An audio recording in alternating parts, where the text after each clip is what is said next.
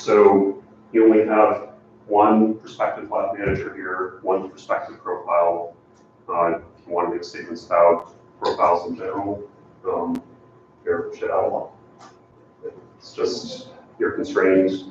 The conclusions that you can draw are constrained by the design that you use.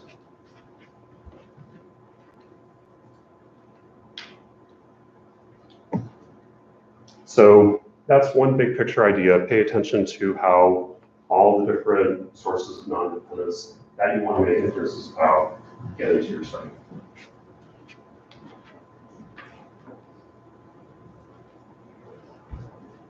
The other point under external validity is that you're only justified in actually making that inference if you treat the grouping factor in question as a random effect.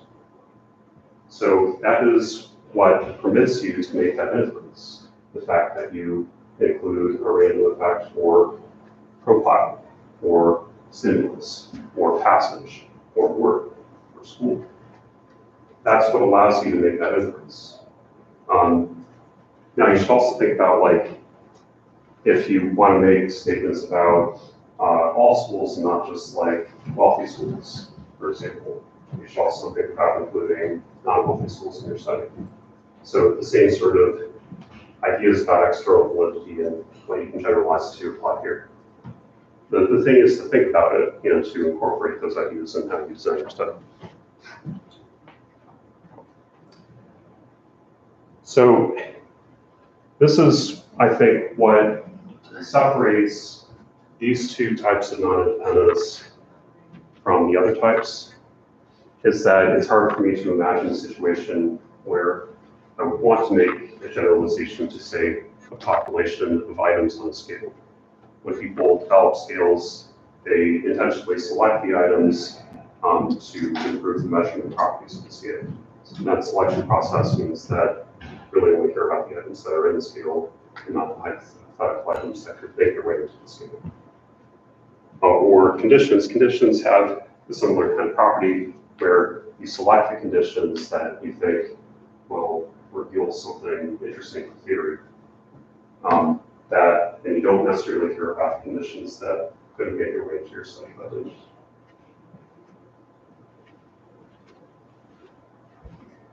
These other things, though, I think many of these other things are sources of non-independence that we might want to make generalizations about, to generalize to a particular population of schools or grades or whatever it is. So I think that's what the difference is here. Questions on that? Yeah. How able do you think we are to be able to generalize our studies out to other college students? So it depends on how much different universities actually differ on whatever outcome it is that you're interested in. So on something like, let's say you're doing a study on IQ. IQ is probably one of those things that admissions officers actually admit students based on, indirectly they look at standardized tests, but that standardized test will have a relationship with IQ too. So if you're doing a study of IQ on students that are highly selected at university, that might be a generalizable affair. Maybe SES? SES, yeah, similar to absolutely. So the same principles apply that we would use for other kinds of research. What's different if you're explicitly including these other sources of non-independence in your study is that, well, you have the opportunity actually to generalize out across another source of non-independence that you might not have to do with another kind of stuff. So the difference is that you can explicitly do something about to improve the generality of your conclusions. That's kind of cool, and that's one of the reasons that linear mixed effects models are so powerful.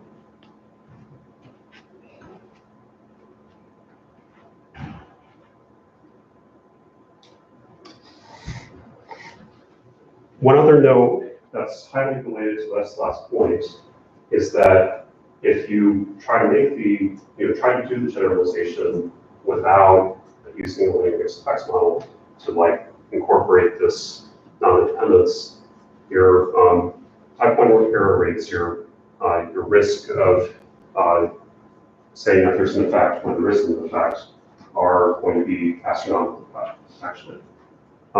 So this goes back to what the supplemental reading that I assigned for this unit. That's actually, part of that reading is a simulation study trying to figure out what are the costs of trying to make the generalization when it's not necessarily justified.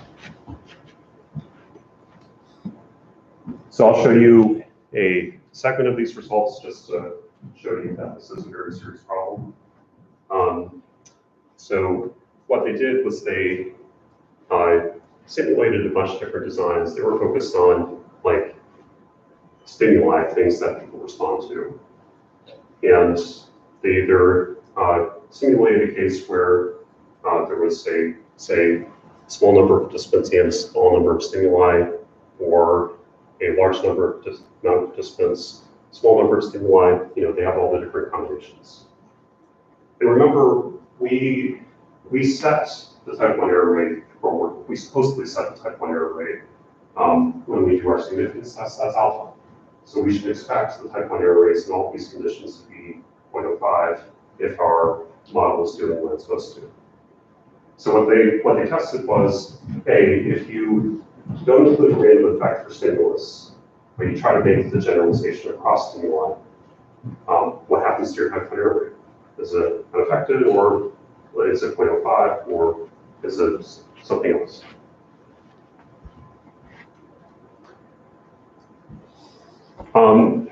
And what they found was, especially if you have a lot of participants, your type 1 error rate goes quite high, even if you include a lot of stimuli in your study. So you're sampling a lot of possible stimuli that could have made their way into your study. What do you mean by like stimuli? I mean like pictures or words or passages that you're reading or grants, anything that someone is responding to. So is that like 90 items that each 90 pictures or words or grants. Whereas you might have read a lot of studies, by the way, that includes more like 10 of these. But if you're really paying attention to the sampling of your other sources of non-dependence, it might include a lot more. And actually, this problem is especially bad at the lower numbers of stimuli, especially if you have a lot of participants. So notice there's something weird is happening here, where the problem gets worse if you have a lot of participants with a small number of stimuli. Part of what's happening here is that if you have a small number of stimuli, and they have, there's like one grant that everybody gives a bad rating, but the other grants that give average ratings. Well, that grant might make its way into boundary conditions, which might make it look like there's a condition effect when it's not. So that's all to say, this is a very serious problem if it's ignored.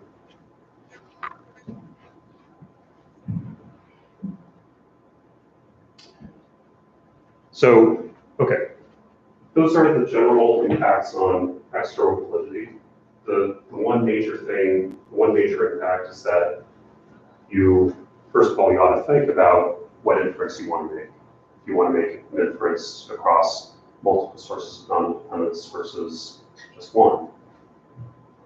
And second, you ought to think about, how those other sources of non-independence are making their way into your study. So how are you sampling schools? How are you sampling grants? How are you sampling managers? Whatever it may be.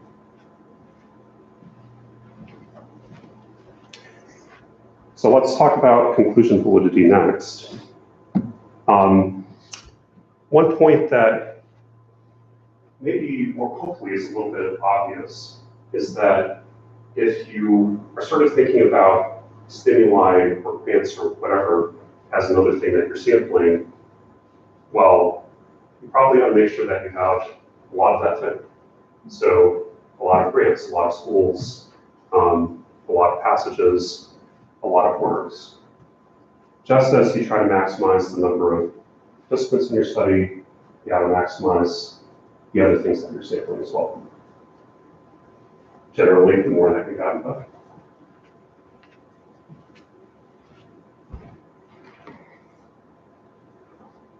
So I'm finally at the point where I can get back to some of the output that I showed you on Monday. So I showed you different ways of analyzing the same data set. One where we were treating reviewers as a random effect, one where we were treating grants as a random effect, one where we were treating both as a random effect. And I pointed out at the time that our degrees of freedom are different for each kind of analysis. The reason for that is that your degrees of freedom, these weird fractional degrees of freedom, the algorithm under the hood is calculating those by looking at the number of grants that you have versus the number of reviewers. That's how it's making that calculation.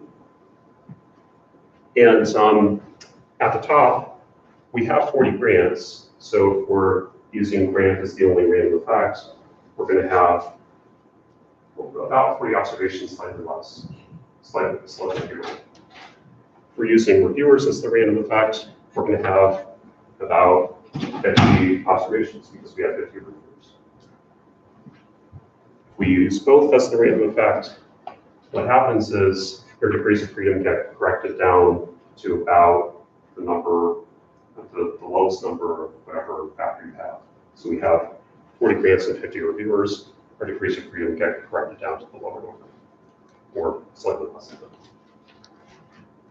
So just to illustrate this point, let's say that we change this design so that we only have 4 grants as opposed to 40. So we have a very small number of stimuli. What do you think is going to happen to our degrees of freedom in this case?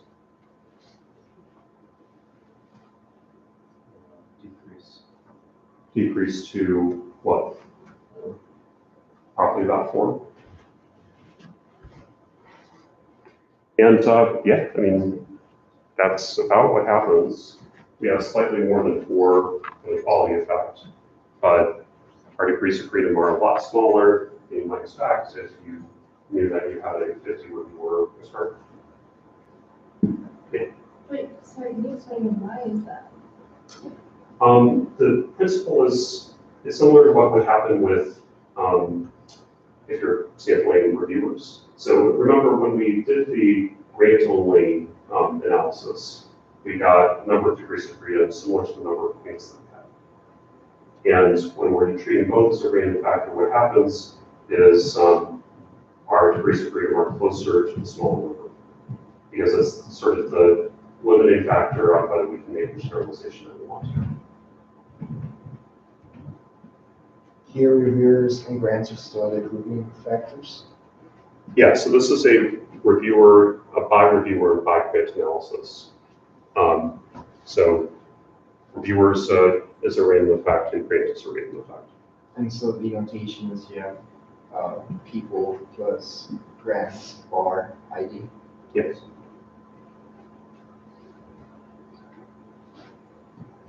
This is that third model that I showed you, except that I've decreased the number of grants to 4. It's the same data set actually, I just have 4 IDs, 4 unique IDs instead of 4. And this ought to make some sense when you're thinking about it, because if you want to make a generalization across grants, 4 is not very many grants to make that generalization. Like it's a small one. Not really related to this topic, but are there like assumptions that we should be checking before we do like Elmer? I think this is a design issue rather than like you check some statistics and the statistics tell you what to do. What I mean by that is you think about the inference that you want to make. If all you care about is the evaluations of these score grades, then maybe you don't have to include grades as a random effect. But if you do, then you should. So you choose the analysis that allows you to make the inference that you want to make. The analysis follows your desired inference.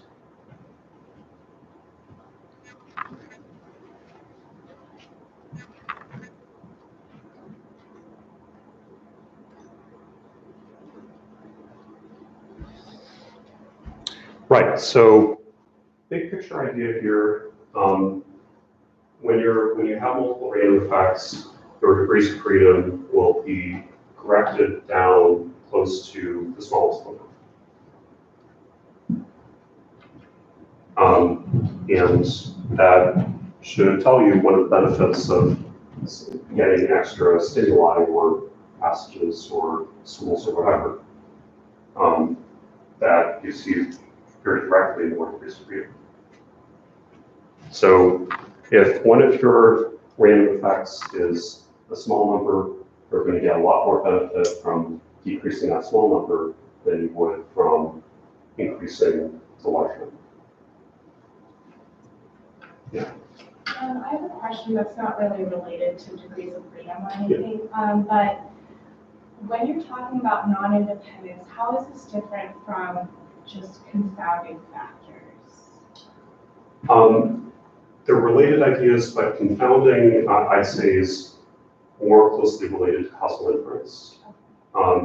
Confounding, the idea behind confounding is that you have two causal influences that are operating in concert with each other. So does that have to do more with like internal validity? And yes. These are more of the extra validity? Yes. Okay. Exactly. So you should think about confounding when you're trying to think about, I have some observational data, am I justified in saying that A causes B? If you have a confounder, so A, then there might be some other causal influence that's operating with A, and maybe you're not justified in making that inference. This is more about, are you permitted to generalize your inferences to a larger class of things, to a group of grades, to a group of words, to a group of text passages, to a group of schools. Okay.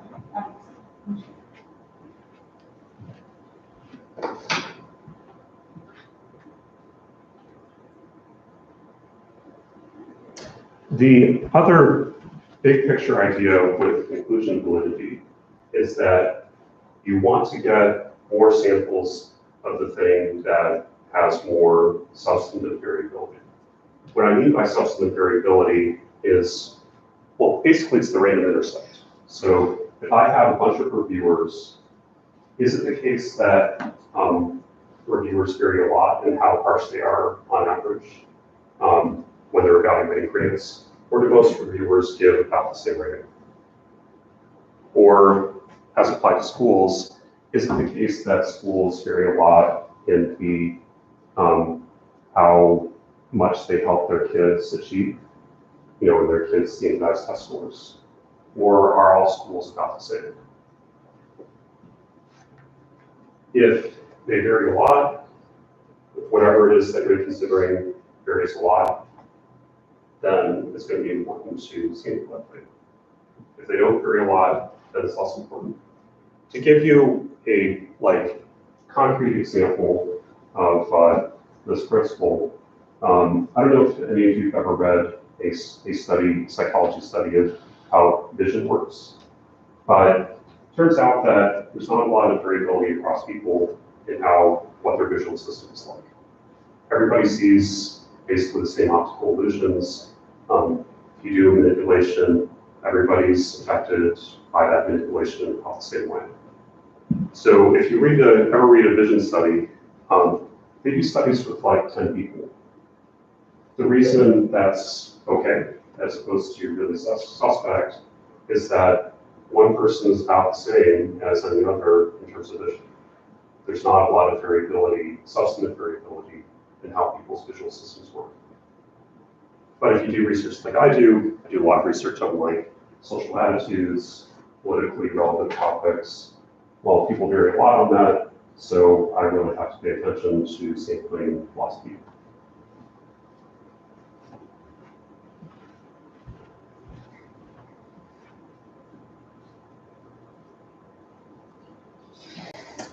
There's actually a positive reason to think about sampling things that have a lot of variability too. So I showed you when we talked about design issues in repeated measures designs generally, that there's this funky way that you get extra statistical power by treating something as a random effect. So that principle applies to anything that you're treating as a random effect. If you're treating grades as a random effect, you can sort of subtract out the consistent differences between one grade versus another when you're looking at some sort of manipulation that you care about. So I'll show you this a bit more concretely, because it was a while ago since we talked about that. Might help to have it reinforced. Let's say that we're dealing with two possible designs. This is actually getting closer to the actual design that we used for this study. The design 2. So let's say we have 300 approximately people who evaluate 3 grants, and the grants could either have a male PI or a female PI. PI is the principal investigator, the head honcho is serving the grant. So you're basically changing the name, Mary Smith versus John Smith. But in this first design, we're not like tracking systematically which grant is which in our data set. So if we look at a sample data set, each person has 3 rows. Each row has its own condition. It's either a male grant or a female grant, and they give a rating for each grant. In our second design, we still have the same people, but now we know which grant is which, and we have 48 of these grants. So similar data set, except that I've added a column that tracks which grant is which. It's the only difference between these data sets.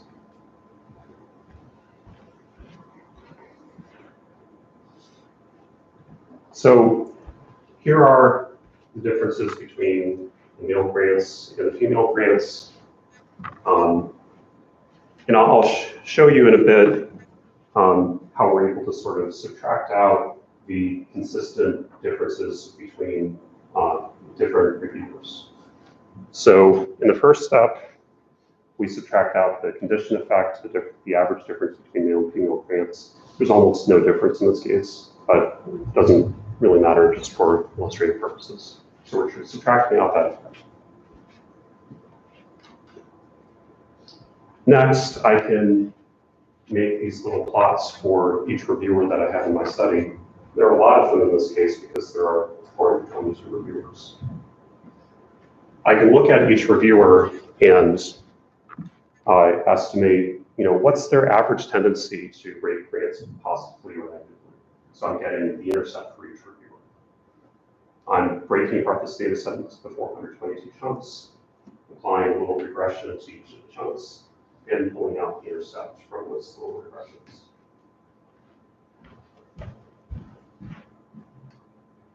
I can show those individual intercepts on this first graph, and I can subtract out those reviewer effects.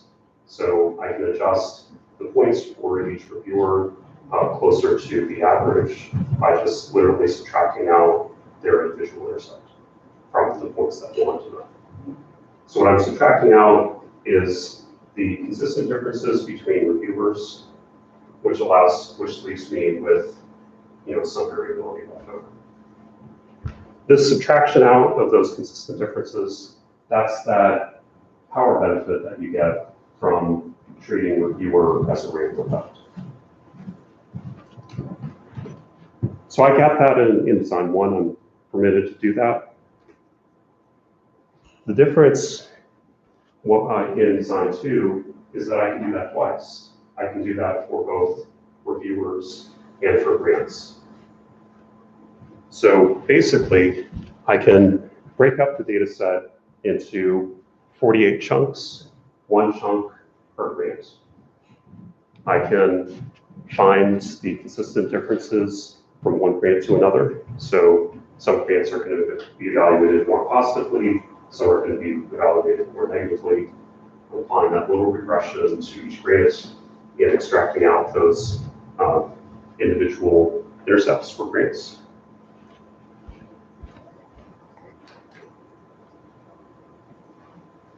I can bring that back to my original graph and subtract out those consistent differences for grants. So I'm subtracting out how each grant varies from the other grants.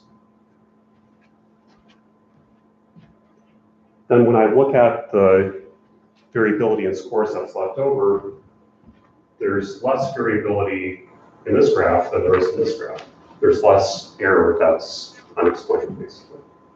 That's the power benefit that I get. This is the thing that affects my standard errors when I do my statistics tests. Smaller standard errors, but. So this power benefit that I get is bigger when I'm extracting out, larger consistent differences. So it's to my benefit to treat things as a random effect when there are large consistent differences on that thing. So there might be statistical considerations that you're thinking about too, if you're thinking about whether to get repeated measures on something.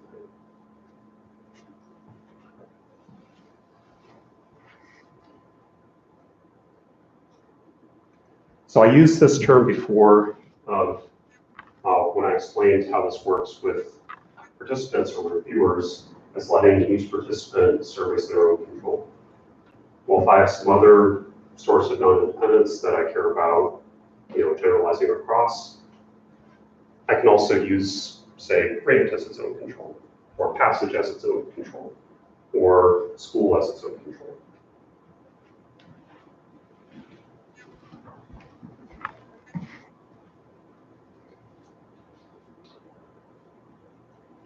The other reason that I might want to pay particular attention to things where there are substantive differences. So if it is the case that reviewers vary a lot in how harsh or lenient they are, I might want to sample reviewers and pay special attention to that. And that is because these units, in particular the ones that have a lot of variability, are the things that are going to limit my power the most if I don't sample them.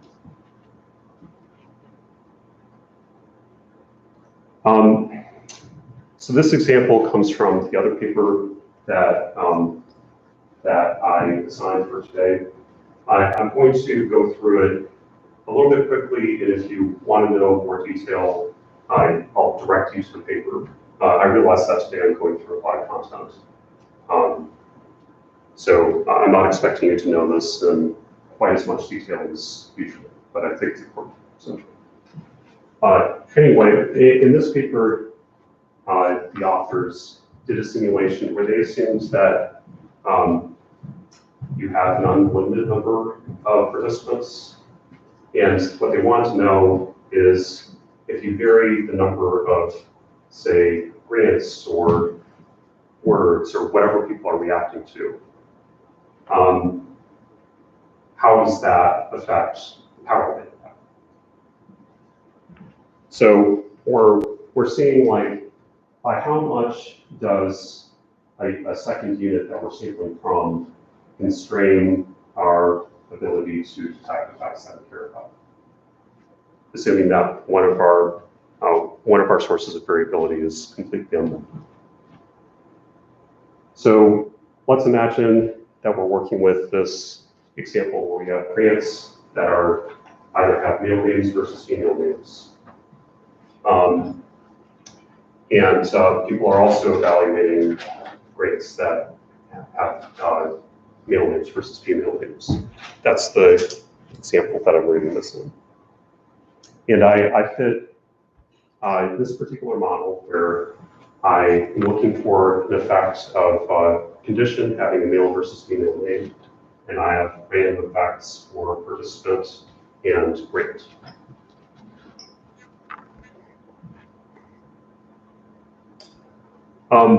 If you go to the paper, you'll see a figure that looks a little bit like this. That's a little bit hard to wrap your mind around, but what this is showing is if there's a, it's showing how the amount of power that you get in your study is affected by the amount of variability in the random effect and the number of stimuli that you have. So as you trace this curve, it tells you, well, if you have 32, say, grants, and a small amount of variability in this random effect, you're going to have 99% power. If you go all the way down, if there's no variability, you'll have 99% power with a very small number of grants, say 1. This side ought to make some sense because if the grants don't differ from each other very much, like substantively, then that means they're pretty much interchangeable. You get 1 grant and you've got a good sense of what the population is like. You don't need to sample a lot of grants. But if the grants do differ a lot from each other, you need to have a large number of grants in order to get a sense of what's going on with the effect of the name manipulation. What might be kind of counterintuitive about this is that even though I have, in this case, unlimited numbers of participants, I never reach the point where I always know what the answer is unless I also have some number of grants. So grants becomes a huge limiting factor on my ability to make inferences about the population. I'm only able to do that even though I have unlimited reviewers. I'm only able to make the inferences that I want to make if I also have some number of grants. And that impact is especially harsh when the grants differ from each other substantively, when that random effect is large.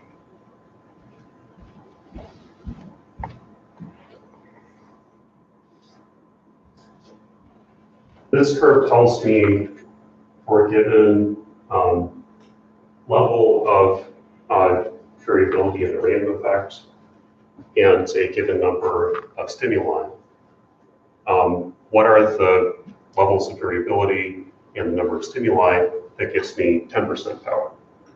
So what this point right here is telling me is that if I have a lot of variability in my random effects and unlimited participants, and I have, say, 18 grants, I still only have 10% power. And this is a case where I have unlimited participants. So that's not a constraint at all. So this is a really big deal. Sampling your stimuli, if you want to make inferences across them, can be a huge limiting factor.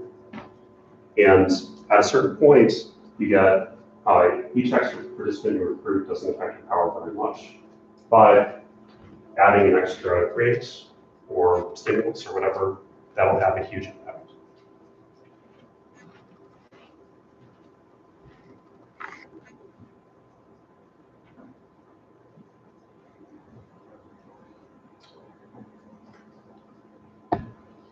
Okay, so that got kind of technical, and like I said, if you do want to know more of the technical details, I'll direct you to those papers.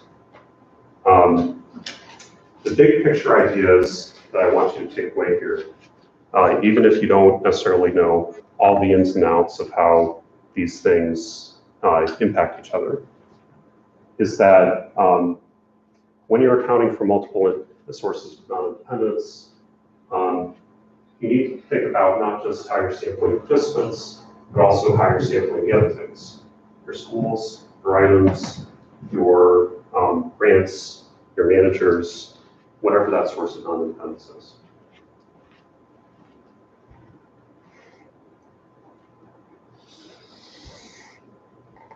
The multiple sources of non-independence bring up some new issues with external validity and inclusion validity. So your ability to generalize and your ability to draw any conclusion at all.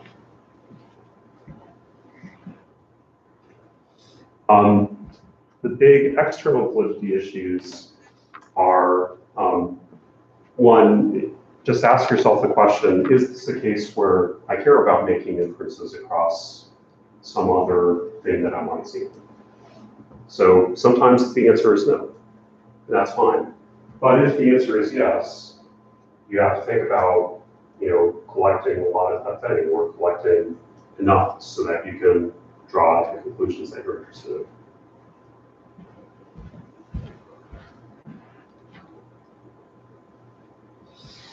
If you are interested in generalizing across grants or passages or whatever, and you don't include those random effects, you're shooting yourself in the foot. You're putting yourself at risk at drawing the wrong conclusions. So this is a big issue, and I showed you that this is a mistake that, pull off some papers, you'll probably see it.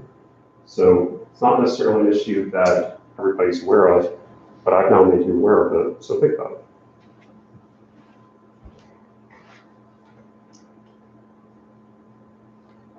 On conclusion validity, in general, if you're sampling multiple things, the thing that you have less of will have a bigger impact on your power than the thing that you have more of. So if you're thinking in a study that you're designing about whether to recruit extra participants or whether to gather extra grants, managers, whatever, think about what you have less of and sample that thing.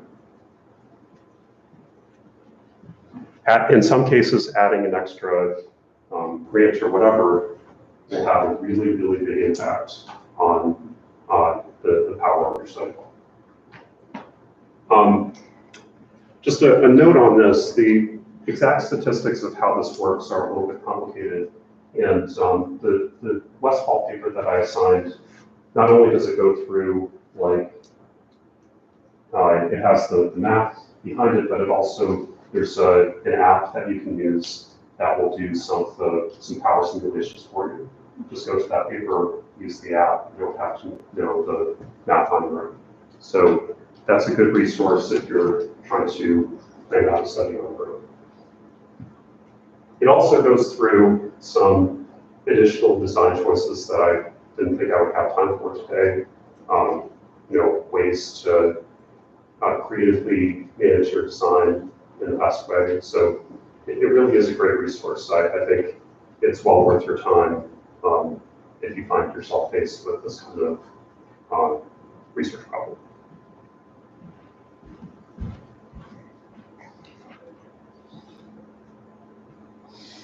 In particular, so the last big picture idea is that you should especially try to sample things that vary a lot substantively. So ask yourself the question, if you're working with depression and clinicians who are treating patients, does the depression score of patients in one clinician vary a lot from the depression scores of patients from another clinician, or do they not vary all that much? And likewise, you can think for the patients, does each patient have really different depression scores, or are the depression scores kind of clustered together? So ask yourself that question. That might give you some hint as to what to put more effort in the sample.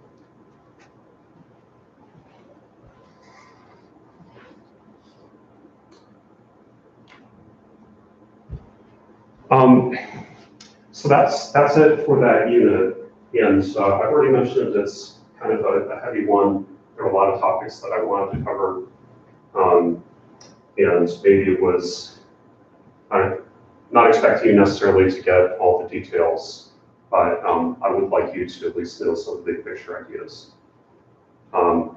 So if you don't retain everything from this lecture, you have the papers that I gave you. You can use those as reference. Before we go, I did want to touch on one point that I brought up a couple times throughout the course. So we've covered a lot of ground. So I put together a list of some of the topics that we've covered in these 2 semesters. So semester 1, we covered validity, different types of predictors, so categorical versus quantitative, interactions, reproducibility, case analysis and dealing with messy data, causal inference, polynomial models, simulations, power, how to communicate well graphically. During this semester, we've covered categorical predictors with more than 3 levels, philosophy of science, some issues relating to categorical outcomes, logistic regression, generalized linear models, data management, repeated measures, linear mixed effects models, and design issues with a lot of these different types of designs. So that is a lot of content. I said at the very beginning of the course that I had high aspirations for you, and I think you've met them. We've covered a lot of ground. I've seen a huge amount of learning and improvement, and I hope this isn't corny for me to say this, but I'm really proud of you. So I hope that you're proud of yourselves too, and that you actually take a step back and think about just how much ground we covered and how comprehensive it is. If you ever find yourself like talking to graduate students at different schools, you'll find that these courses vary a lot in how much content that they cover and how quickly, and this was definitely on the faster side. I think the only reason that we were able to make it through was, I mean, I did think a lot about the structure of the course, so I'll take some credit, but really most of the credit lies with you for sticking with it, even despite some of the difficulties at times. So, you know, I had high aspirations, and I think you were able to meet them. So I'm really, really pleased. That's it. So I'll post the I'll post the review sheet later today, and on Monday we'll go through the review sheet. And unless I hear otherwise from someone, I'll bring Smog, who can get to meet him. I hope you have a good weekend. I'll see you all later.